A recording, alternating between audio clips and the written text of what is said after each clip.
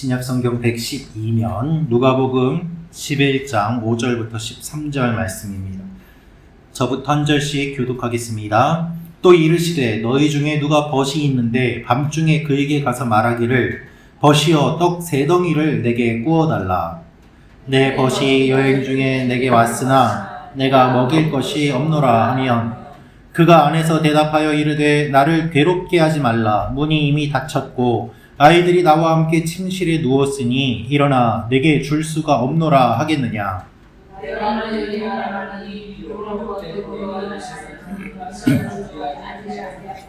그 간청함을 인하여 일어나 그 요구대로 주리라.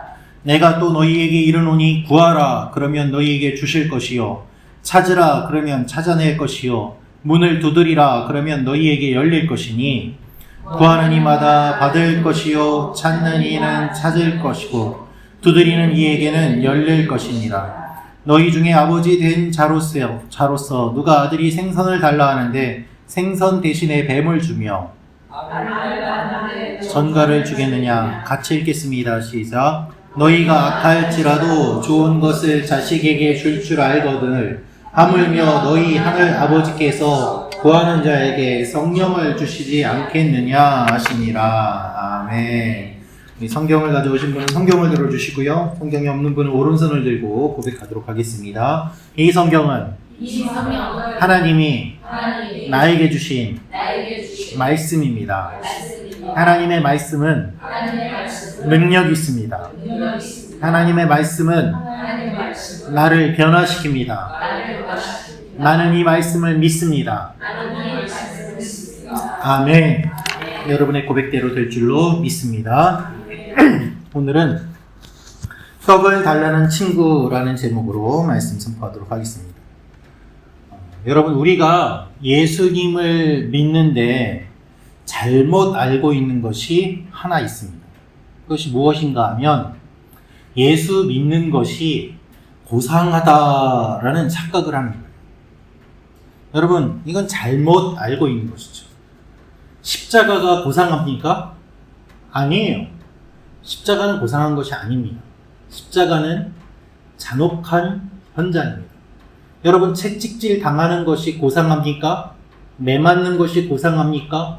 박해받는 것이 고상합니까? 아니요, 그렇지 않습니다. 여러분, 신앙이 고상해지면 어떤 일이 일어날까요? 믿음이 액세서리가 됩니다. 내 삶에 다른 것들이 다 있고 거기에 더해서 믿음도 갖는 그와 같은 모습이 일어나게 되는 것입니다. 유행 따라서 연예인들 중에 기독교 교회에 다니는 것이 요즘 유행이래 해서 다니는 사람이 있기도 합니다. 여러분, 실제로 그렇습니다. 어떤 선배가 가면은 나도 거기에 가서 눈도장을 자주 찍으면 그 선배를 통해서 뭔가 유익을 얻지 않을까 해서 다니는 사람들도 있습니다. 고상한 신앙을 갖게 되면 어떻게 되는가? 믿음의 야성이 사라지게 되고 하나님 앞에서 있는 척, 아는 척, 괜찮은 척을 하게 됩니다. 반대로 신앙이 절박하면 어떤 일이 일어날까요? 정금과 같은 모습으로 신앙생활을 하게 됩니다. 여러분, 지금 불이 났어요. 당장 피해야 돼요. 어떻게 합니까? 불이야! 하잖아요. 속옷바람으로라도 뛰어나와야지 살아갈 수 있습니다. 그런데 여기에서 고상하게 이야기하면 어떻게 합니까? 실례가 아니라면 지금 불이 났는데 혹시 대피를 해주실 수 있을까요? 언제 그러고 있습니까? 그런데 우리는 신앙생활을 고상하게 하려고 할 때가 있습니다. 절박함은 내가 정말 이것을 믿고 있습니다. 내가 정말 이것을 붙잡고 있습니다. 내가 이것이 없으면 죽습니다. 난 이것만 바라보고 있습니다. 라는 절박한 모습이에요. 여러분이 절박한 모습, 간절한 모습, 여기에서 능력이 나오게 되는 것이죠. 믿지 않으면 그냥 설렁설렁 믿어요. 그냥 설렁설렁 매달리지 않아요. 절박하게 매달리지 않아요. 그러니까 아무 일도 일어나지 않습니다.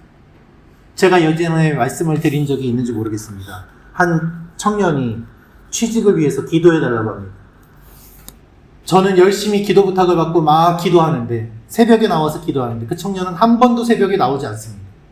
취직도 안 했는데 새벽에도 나오지 않고 밤에도 기도하지 않고 본인이 기도하지 않는데 어떻게 하나님의 일이 일어날 수 있겠습니까?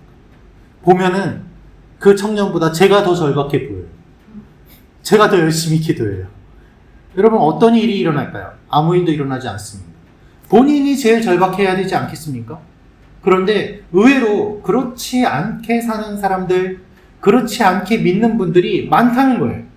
제가 봤을 때는 저분이 정말 절박한 상황이에요. 주님께 매달려야 돼요. 그런데 구하지 않아요. 매달리지 않아요. 고상해요. 아유, 목사님, 저는 피곤해서요. 저는 힘들어서요. 저는 조금 시간이 없어서요. 저는 바빠서요. 왜 바쁠까요? 정말 바쁜 이유가 무엇일까요? 취직하러 온 사람이 면접을 보는데, 나는 여기 아니라도 일할 곳 있으니까 붙여주려면 붙여주시고 안 하셔도 괜찮아요. 이러면은 여러분, 붙여주고 싶은 마음이 아무도 들지 않을 것입니다. 절박함이 보이지 않으면 사람의 마음이 움직이지 않잖아요. 하나님의 마음은 움직이시겠습니까? 우리 신앙도 마찬가지입니다. 제가 일주일 내내 교회 오시라는 말씀이 아닙니다. 그렇지만 반대로 일주일에 한 번, 한두 시간 교회에 와서 예배 시간에 앉아있다가 가는 것만으로 여러분의 영혼이 정말 만족하실 수 있느냐라는 질문입니다. 여러분의 삶이 정말 그것으로 충분할 정도로 안정되셨습니까? 안전하십니까? 만족하십니까? 그것으로 충분하시다면 오히려 그것이 우리의 삶에 더 위기인 것 아닐까요?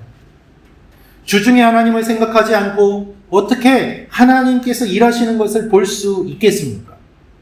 우리가 하나님 앞에 평소에 기도하지 않고 어떻게 절박할 때에 기도할 수 있겠습니까?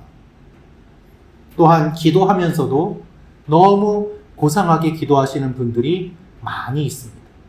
화려한 말과 화려한 수식어를 사용하지만 결국 길거리에 서서 하늘을 바라보고 기도하는 바리새인들의 기도와 같은 그와 같은 기도들이 우리의 삶에, 나의 주위에 얼마나 많이 넘쳐나고 있는지 한번 주목해 보시기 바랍니다. 경건의 모양은 있으나 능력이 없는 그와 같은 일들이 나의 삶과 나의 신앙에 나타난다면 그것은 우리가 회개해야 될 문제 아니겠습니까? 여러분, 오늘 말씀은 예수님께서 직접 하신 말씀이에요. 예수님이 이 말씀을 왜 하셨을까요? 이 말씀을 하신 이유는 기도하라고 하신 거예요. 어떻게 기도하라고요? 간절히 기도하라고. 그래서 예수님이 직접 예를 들면서 말씀하신 내용이 오늘 본문의 내용입니다. 여러분, 간절히 기도하시기를 축원합니다. 하나님께 매달리시기를 축원합니다. 여러분, 피곤하고 지친 몸을 이끌고 여기까지 오시지 않았습니까? 그런데 여기까지 와서 하나님을 만나야 되는데 여기까지 와서 그냥 앉아있다 간다면 그 얼마나 손해겠습니까? 이왕에 오셨으니 간절히 매달리시기를 축원합니다. 하나님이 여러분을 불러주셨으니 여러분을 만나 주실 것입니다. 오늘 예수님께서는 이렇게 말씀하십니다. 두 부분으로 나누어서 말씀을 하고 계시는데요. 5절부터 8절 말씀은 친구에게 떡을 빌려달라고 하는 사람의 이야기가 나옵니다. 9절부터 13절까지는 아버지에게 구하라는 내용이 나오고 있습니다. 이 두 부분이지만 전체적으로 보면 내용은 하나입니다. 주제는 하나입니다. 담대하게 간절히 기도해라 라는 것이죠. 특별히 오늘 우리가 읽은 본문을 보면 아주 유명한 말씀이 나오죠. 구하라, 찾아라, 두드려라. 그런데 이 말씀을 중심으로 해서 예수님이 앞뒤로 무엇을 알려주고 계시는지 좀 더 자세하게 보도록 하겠습니다. 우리 5절부터 8절 말씀 다시 읽도록 하겠습니다. 시작.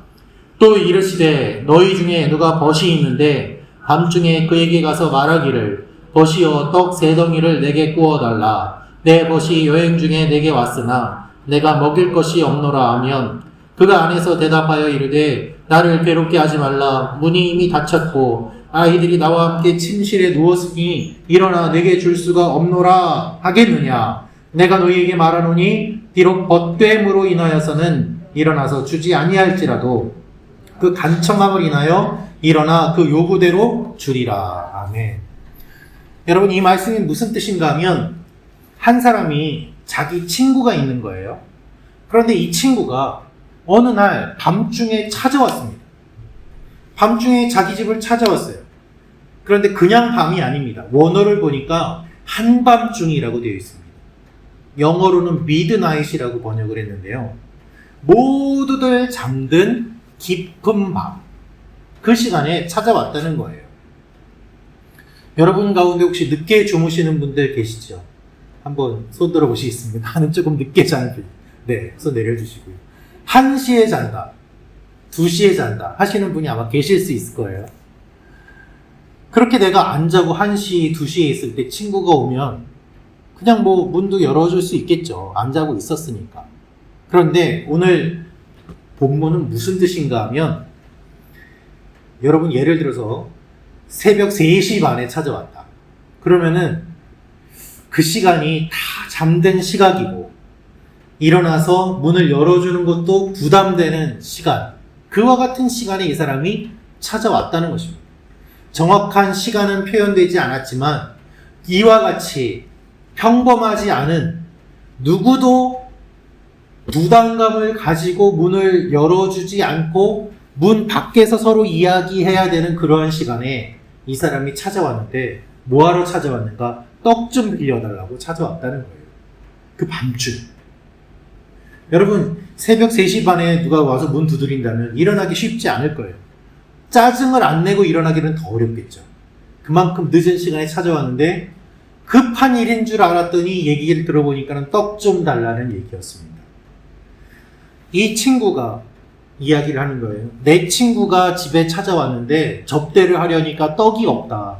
그러니까 네가 떡 좀 빌려주면 안 되겠냐라는 이야기를 그 밤 늦은 시간에 와서 요청을 한다는 것이죠. 여러분, 듣는 사람에게는 황당한 이유일 수 있지만 말하는 사람에게 있어서는 매우 다급한 요청이기도 합니다. 왜냐하면 손님이 오면 접대를 해야 되는 문화 가운데 있는데, 손님이 몇 시에 찾아왔는지는 모르겠지만 어쨌든 손님이 왔고 찾아보니까 음식이 없는 거예요. 지금 우리는 냉장고도 있고 24시간 문을 여는 가게도 있고 음식물을 쉽게 구할 수 있습니다만은 당시에 그런 게 어디 있습니까? 그리고 쉽게 상하는 더운 날씨에 사는 사람들이기 때문에 음식을 만들어 놓고 오랫동안 두기도 어렵습니다. 그렇게 접대를 해야 되는데 음식이 없는 상황에서 밤중에 접대를 해야 된다고 떡을 좀 달라고 찾아온 것입니다. 당시에 방부제도 없고 냉장고도 없고 소금도 귀합니다. 여러분, 그래서 우리가 샐러리맨이라고 하잖아요. 여기에서 샐러리라는 말이 소금이라는 말에서 나왔습니다. 옛날에는 로마 병사들에게 월급을 소금으로 줬거든요. 그만큼 소금이 귀했습니다. 그래서 월급이 샐러리가 됐어요. 그렇게 어원을 가질 정도로 소금이 귀했는데, 음식을 만들어서 소금이라도 넣어야지 상하지 않은데 소금도 귀하니 만들어 놓은 음식은 없고, 그리고 음식이 다 떨어졌기 때문에 밤중에 찾아와서 그 떡을 좀 달라고 이야기를 하는 것이죠. 빌리러 온 사람 입장에서는 밤에 문 연 곳도 없고 얻을 곳도 없으니까 친구 집밖에 없어서 여기를 찾아온 것이고, 여기 와서 떡을 빌리는 것이 유일한 길이요 최선의 방법이었던 것입니다. 그런데 이 사람이 밤중에 찾아왔는데 본인은 다급해서 찾아왔어도 자다가 갑자기 이게 무슨 일입니까? 이 방문을 받은 사람은 어떻게 할까요? 당시에 팔레스타인은요, 방이 하나였어요. 방 하나에 가족들이 그냥 다 같이 잤습니다. 뭐 여러 개 있어서 부부방, 애들방 이렇게 있는 것이 아니라 그냥 방 하나에 애들하고 다 같이 자거든요. 그러니까 친구가 와서 문을 두드리는데 문을 열면 가족들이 다 잠옷바람에 제대로 입지도 않은 것이 다 보이게 되고, 그리고 혼자 슬그머니 일어나서 친구가 왔다고 일어나서 갈 수 있는 그러한 그러한 환경도 아니에요. 일어나면 가족들 다 깨는 거예요. 아빠 무슨 일이야 부터 해가지고 애가 자다가 깨가지고 짜증도 내고 아내도 짜증내고 어렵고 힘든 난감한 상황 가운데서 문 밖에서는 떡 좀 달라고 이야기를 하니 어떻게 반응을 보일 수 있겠습니까? 그런데 예수님 뭐라고 말씀하실까요? 이러한 상황이라고 거절하겠느냐? 라고 하세요. 그 간청함을 인하여 일어나 그 요구대로 주리라. 상식적이지 않은 시간에 찾아와서 요구를 하더라도 그 간청함을 인하여 주지 않겠느냐라고 예수님이 말씀하십니다. 접대가 얼마나 중요한지 사람들은 다 알기 때문에 어쩔 수 없이라도 그 간청함을 인하여 주지 않겠느냐. 그러니 구해라 라는 거예요. 여러분, 원문에 간청이라는 말이 나오는데요. 이 간청이라는 말의 진짜 뜻은 무엇인가 하면 뻔뻔하다라는 뜻이 있어요. 뻔뻔하다. 야, 너 밤늦게 찾아와가지고 떡 달라고 하냐? 너 뻔뻔한 거 아니야? 이러한 의미가 담겨 있는 거예요. 그렇지만 예수님은 뭐라고 말씀하십니까? 그 간청함을 인하여, 그 뻔뻔함으로 인하여 떡을 얻을 수 있지 않겠느냐라고 말씀하시는 거예요. 다시 말씀드리면 이런 것입니다. 예수님은 이 사람을 비난하지 않습니다. 어떻게 밤중에 뻔뻔하게 그렇게 떡을 달라고 찾아오냐? 비난하시는 것이 아니라 예수님의 말씀이 밤에 떡 빌리러 오다니 얼마나 무례한 사람이냐? 비난하시는 것이 아니라 그 간청함을 인하여 그 요구대로 주리라. 여러분, 오늘 우리가 읽은 이 말씀 바로 앞에 11장 1절부터 4절까지 무슨 말씀이 나오는가 하면요. 예수님이 주기도문을 가르쳐 주세요. 너희는 이렇게 기도해라. 그 다음에 나오는 말씀이 오늘 말씀입니다. 주기도문을 알려주시고 이렇게 기도해라. 기도의 내용을 알려주시고 이걸 가지고 뻔뻔하게 간절히 하나님 앞에 구하라는 것이 오늘 말씀의 내용인 것입니다. 정리하면 다음과 같습니다. 내가 주기도문을 통해서 너희에게 이렇게 기도하라고 알려줬지? 너희가 다 주기도문 배웠지? 그럼 어떻게 기도해야 되겠니? 이렇게 기도해야 될 거야. 뻔뻔하게, 담대하게 하나님 앞에 간청을 해라. 이것이 오늘 예수님이 말씀하신 의도라는 것입니다. 여러분, 기도는요, 뻔뻔해요. 뻔뻔하지 않은 분은 기도를 잘 못합니다. 생각해보면요, 기도 자체가 뻔뻔하지 않으면 할 수가 없어요. 여러분, 우리가 하나님 앞에 예쁜 짓 한 게 뭐가 있습니까? 없잖아요. 하나님이 내가 나를 봐도 뭐 별로 좋은 게 없는데 하나님이 나의 어떤 것을 보시고서 응답을 해주시겠어요? 없잖아요. 그런데 뻔뻔하게 기도하는 거예요. 우리가 얼마나 뭐 열심히 하나님 뜻대로 살려고 몸부림을 쳤습니까? 하나님 위해서 한 게 뭐 있습니까? 헌신한다고 하더라도 뭐 얼마나 헌신을 했다고 하나님 앞에 그거를 내세우겠습니까? 믿음을 지키기 위해서 내가 희생한 게 뭐가 있습니까? 내가 뭐 하나님 뜻대로 산다고 누구한테 뺨을 맞았습니까? 돌에 맞았습니까? 그런 거 없잖아요. 그런데 하나님한테 맡겨둔 거 하나도 없고 하나님 앞에 의로운 거 하나도 없는데 우리가 하나님 앞에 기도합니다. 하나님 이거 주세요. 저거 주세요. 이거 해주세요. 저렇게 해주세요. 어떻게 달라고 요구를 합니까? 뻔뻔하니까 가능한 거죠. 한번 따라해 주시면 좋겠습니다. 뻔뻔하게 기도합시다. 그래요, 여러분. 기도하는 것 자체가 뻔뻔한 요구예요. 그런데요, 예수님이 그거를 다 아세요. 그러니까 기도하라고 하시는 거예요. 오히려 뻔뻔하게 기도하라고 하세요. 간청함을 인하여 그 요구대로 주리라.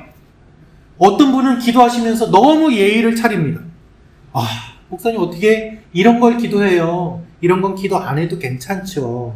아, 이런 거는 부끄러워서 난 기도 못해요. 하나님 앞에서 이거는 내가 응답을 받을 것 같아. 하나님 앞에서 이거는 내가 기도해도 조금 어려울 것 같아. 내가 다 판단해서 이건 되고 이건 안 되고 이건 되고 안. 여러분이 하나님이십니까? 아니에요. 되고 안 되고는 누가 정해요? 하나님이 정하시죠. 우리가 할 일은 뭡니까? 간청하는 거예요.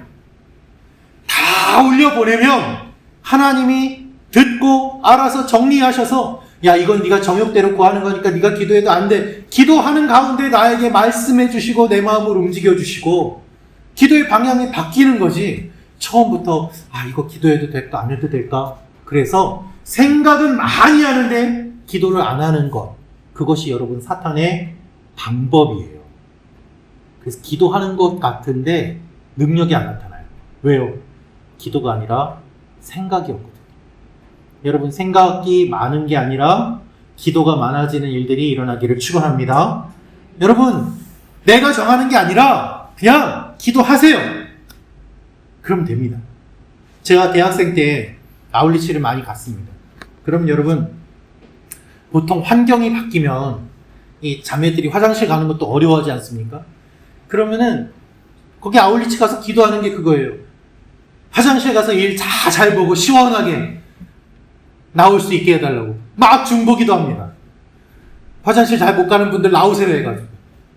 왜 그렇게 기도할까요? 전도하는데 방해되니까. 날씨 위에서 기도하는 건 기본이죠. 선교 가기 전에 기도하는 것도 기본입니다. 제가 그 금요일마다 저희 이제 교회 대학교에서 금요일마다 DTS 훈련을 했어요. 자체적으로 훈련하고 기도해야 하고 하는데, 교회 다락방에서 그거를 하는데, 그 기도하는 거 수고한다고 섬기는 섬김이 팀들이 있었습니다. 한 4-5명 정예 부대가 있었는데 그 중에 제가 한 명이었어요. 그러면 매주 훈련받고 그 기도하러 오는 후배들 기특하다고 저희가 준비하는 게 뭐냐면 서프라이즈 준비하고, 뭐 생일자 있으면은 미리 파악해가지고 초코파이에 초 꽂아서 막 축하해주고, 벽장에서 튀어나와가지고 막 축복해주고, 막 갑자기 막 응원 카드 써서 막 플래카드 변해주고 막 이런 걸 했거든요. 2시, 3시 애들 막 피곤할 때 막 그런 거 나타나서 막 하고 막 그랬어요. 그때에 같이 기도 인도를 하던, 중보기도 인도하던 선배가 참 기도를 세밀하게 했는데, 어떻게 했냐면 교회 옥상에다가 세계 지도를 분필로 이렇게 그려가지고, 너는 아시아, 너는 아프리카, 너는 아메리카, 다 그 땅 대륙 밟고 서서 다 손 들고 기도하는데, 그날 뉴스, 한 주간의 뉴스 들고서 이 대륙에 일어난 일들 가지고 하나님 이곳을 축복하시고, 이렇게 선교사님들 문제만 아니라 그 나라에 대한 일어나는 일들 다 축복하고, 그렇게 기도하면은요 그냥 몇 시간이 가는 거예요. 아침에 해 뜰 때까지. 그런데 그것이 뭐 이런 것까지도 기도하나 싶을 정도로 그 선배가 하나하나 꼼꼼하게 기도하는 것을 함께 경험했던 시간들이 있습니다. 여러분은 무엇까지 기도해 보셨습니까? 어디까지 기도해 보셨습니까? 정말 작은 것이라도 기도할 때 하나님이 응답해 주시는 것들을 경험하지 않습니까? 주님, 제가 지금 버스 타러 가는데 버스가 제 시간에 오게 해주세요. 딱 갔는데 버스가 다 와 있어요. 할렐루야 하고서 기쁘게 타면 그 작은 일인데 하나님이 함께 하시는구나 하는 걸 경험하는 거예요. 어떻게 보면 작은 걸 기도할수록 그 작은 걸 통해서 더 크신 하나님을 만날 수 있어요. 큰 걸 기도하면 잘 와닿지가 않는 경우도 많지 않습니까? 그래서 여러분, 세밀한 것까지 기도하시기를 축원합니다. 조금 더 뻔뻔하게, 담대하게 기도해 보세요. 그러면 생각지도 못한 일들이 일어날 것입니다. 그러면 우리가 왜 이렇게 간청해야 되느냐? 우리가 간청할 수 있는 이유가 있습니다. 이렇게 뻔뻔하게 구하러 갔는데, 만약에 이 친구가 빵 좀 달라고 새벽에 왔는데 안에서 문 열고서 너 뭐야 해가지고 뺨을 딱 때렸다면 어떻게 될까요? 민망하고 관계가 깨지겠죠. 구할 수도 없었을 거예요. 아마 이 친구가 어떤지를 아니까 그 시간에 왔겠죠. 여러분, 우리가 하나님 앞에 이렇게 간청할 수 있는 이유가 어디에 있을까요? 그것은 하나님이 우리 아버지이기 때문에 간청하는 것이 가능합니다. 10절부터 13절 말씀 같이 읽겠습니다. 시작. 구하는 이마다 받을 것이요, 찾는 이는 찾아낼 것이요, 두드리는 이에게는 열릴 것이니라. 너희 중에 아버지 된 자로서 누가 아들이 생선을 달라 하는데 생선 대신에 뱀을 주며 알을 달라 하는데 전갈을 주겠느냐? 너희가 악할지라도 좋은 것을 자식에게 줄 줄 알거든. 하물며 너희 하늘 아버지께서 구하는 자에게 성령을 주시지 않겠느냐 하시니라. 아멘. 우리가 읽은 말씀 부분적으로 보면 구하라, 찾아라, 두드려라 이 말씀도 알고, 누가 생선을 달라 하는데 뱀을 주겠느냐 이 말씀도 알고, 주기도문도 알아요. 다 다 따로따로는 알아요. 그런데 이 말씀이 쭉 연이어서 나온다는 것을 기억하시길 바랍니다. 여러분, 우리가 담대하게 구할 수 있는 이유, 하나님이 우리 아버지시기 때문이에요. 여러분, 자녀는요, 부모에게 뻔뻔합니다. 태어날 때부터 막 울어요. 먹을 거 달라고. 먹을 거 안 주면 울어요. 밤새도록 울어요. 뭐 불편하다고 울고 배고프다고 울고 울어요. 그러면 원인을 알아야지 뭐 했는데 불편한지 배고픈지 처음엔 엄마 아빠도 몰라가지고 막 당황하고 쩔쩔매죠. 여러분, 태어나자마자 자녀는 먹을 거 달라고 하고 옷 입혀달라고 하고 돌봐달라고 하고 사랑해달라고 하고 다 요구만 합니다. 맡겨놓은 거 있습니까? 없잖아요. 그런데요, 부모님이 자녀에게 죄졌습니까? 아니잖아요. 그런데요, 부모님은 자녀에게 쩔쩔매요. 그것이 부모와 자녀의 모습이에요. 하나님이 우리 아버지세요. 그래서 우리는 뻔뻔하게 구할 수 있습니다. 남의 아버지한테는 뻔뻔하게 못 구해요. 여러분, 남의 아버지한테 가서 구해보신 적 있습니까? 10,000원 하나 빌리기 어려워요. 남의 아버지한테는. 그런데 우리 아버지한테는 아빠 용돈 주세요. 담대하게 손을 벌린다고요. 왜요? 우리 아버지니까. 남의 아버지는 눈치 봐요. 그러나 우리 아버지는 담대하게 구할 수 있어요. 여러분, 하나님이 우리 아버지이신 거 믿으십니까? 담대하게 구하시기를 축원합니다. 심리학적으로 성인 아이라는 말이 있습니다. 쉽게 말씀드리면 애늙은이에요. 이 친구들은 엮이는 가정에서 자랐기 때문에 부모님이 부모님 역할을 못하면 자녀가 부모 역할을 해야 돼요. 그래서 자녀가 부모를 배려해요. 어린아이인데 내가 이거 엄마한테 얘기하면 엄마 돈이 없는데 나한테 돈을 못 주겠지? 그래서 자기가 원하는 게 있는데도 얘기를 안 해요. 그렇게 성장한 사람들을 뭐라고 얘기하냐면 성인아이라고 합니다. 그래서 마음은 어른인데 몸은 아직 어린이에요. 이렇게 크다 보면 마음속에 큰 상처를 안고 자라기 때문에 반드시 문제가 생기게 됩니다. 그래서 여러분, 어떤 가정 보면 아이가 어른 같고 어른은 아이 같은 가정이 있어요. 부모님이 철이 없어요. 오히려 애가 철이 들었어요. 이런 가정에서는 부모님에게 못 구하지요. 그러나 우리 하나님은 좋으신 하나님이세요. 좋은 아버지세요. 생선을 달라고 하면 뱀을 주는 분이 아니라 생선을 달라고 하면 생선 중에서도 가장 좋은 생선을 주시는 분이십니다. 할렐루야. 우리 하나님은 달걀을 달라고 하는데 전갈을 주는 분이 아니라 달걀을 달라고 하면 뭘 주세요? 치킨을 주세요. 할렐루야. 그래서 구해야 되는 거예요. 가장 좋은 것을 주시는, 내가 구하는 것 이상을 주시는. 그래서 가장 좋은 것을 주시는데 그것이 무엇인가? 13절 말씀에 너희 하늘 아버지께서 구하는 자에게 무엇을 주신다고요? 성령을 주시지 않겠느냐 하십니다. 가장 좋은 것이 성령입니다. 그래서 여러분, 예수님의 주기도문의 가르침에서 성령으로 끝나요. 왜 성령님이 가장 좋습니까? 주님이 내 안에 들어오셔서 내가 주님 안에, 주님이 내 안에 그렇게 함께 거하기 때문에 가장 좋은 거예요. 다른 모든 것이 아니라 그분 자신을 우리에게 주시는 것. 그래서 주님 한 분만으로 내가 만족하게 된다고 고백하게 되는 것. 그렇게 되면 내 상황과 환경에 관계없이 눈물이 주르르 나면서 그것으로 족하게 되는 거예요. 아무것도 변한 것이 없는 것 같은데 하나님이 나를 새롭게 해주세요. 모세가 광야에서 주님을 만났습니다. 떨기나무 가운데서 주님을 만났습니다. 주님이 지팡이까지도 버리라고 했습니다. 그리고 지팡이를 다시 집으라고 하십니다. 모세는 아무것도 바뀌지 않았어요. 그러나 그의 모든 것이 바뀌었습니다. 주님이 계시기 때문이에요. 이 일들이 우리 가운데 일어나게 되는 것입니다. 여러분, 이 저녁에 성령을 사모하며 나아갑시다. 담대히 나아갑시다. 뻔뻔하게 기도합시다. 하나님 앞에서 이렇게 나아갈 때 하나님께서 응답해 주시고 우리가 생각지 못한 놀라운 일들을 이루어 주실 줄로 믿습니다. 우리 같이